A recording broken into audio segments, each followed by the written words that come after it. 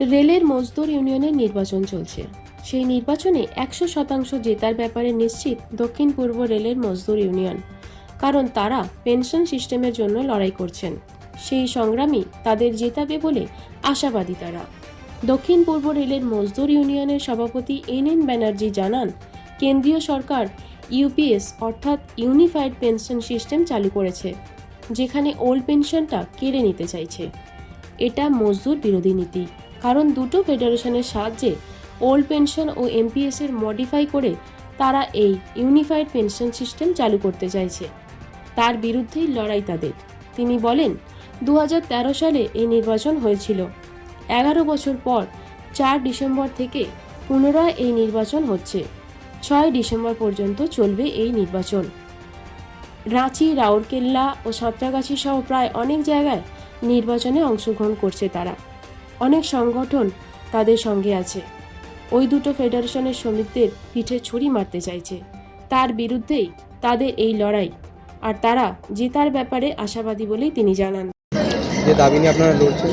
হ্যাঁ, একটা বিশেষ পরিস্থিতিতে এই নির্বাচন হচ্ছে।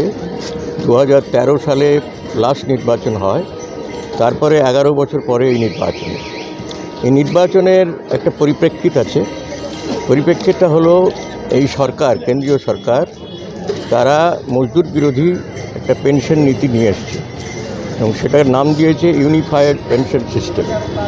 এবং আপনারা জানেন, এর আগে বিভিন্নভাবে এই সরকার স্লোগান দিয়েছে যে ওয়ান পেনশন, একটা ওয়ান নেশন ওয়ান পেনশন।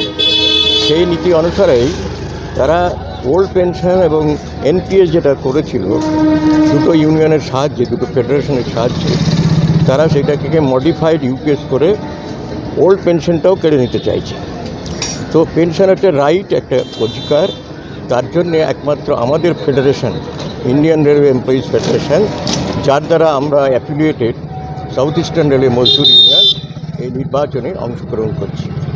আমরা সারা দক্ষিণ পূর্ব রেলে রাঁচি, চক্রধরপুর, রাউরকেল্লা, বান্ডামুন্ডা, আদ্রা, খড়গপুর এবং সাঁতরাগাছিতে এই নির্বাচনী লড়াইয়ে অংশগ্রহণ করেছি এবং বিভিন্ন জায়গায় আমাদের সমর্থন দিয়েছেন বিভিন্ন ক্যাটেগরিক্যাল অর্গানাইজেশন, বিশেষ করে অল ইন্ডিয়া গার্ড কাউন্সিল।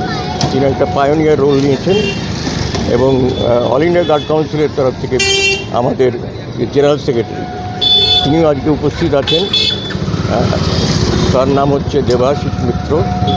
তাছাড়াও আছেন সংগঠক আমাদের বিশ্বজিৎ দে, রাম নরেশ এবং আরও অনেকে, মুস্তাফা, গোপাল কুমার, বিভিন্ন কমরেড আমাদের হেল্প করেছেন।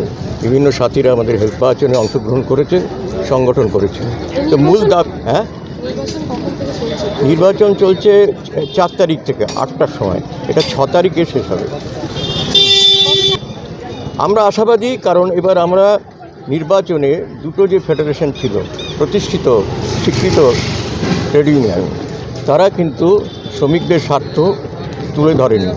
তারা বরঞ্চ শ্রমিকদের পেছনে ছুরি মেরেছে।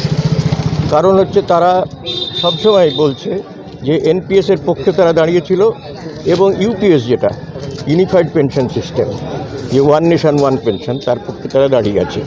তো এটা আজকে রেল শ্রমিকরা 60%, আমরা 100% আশাবাদী এবং আমরা এই স্বীকৃতির নির্বাচনে আমরা জিতব।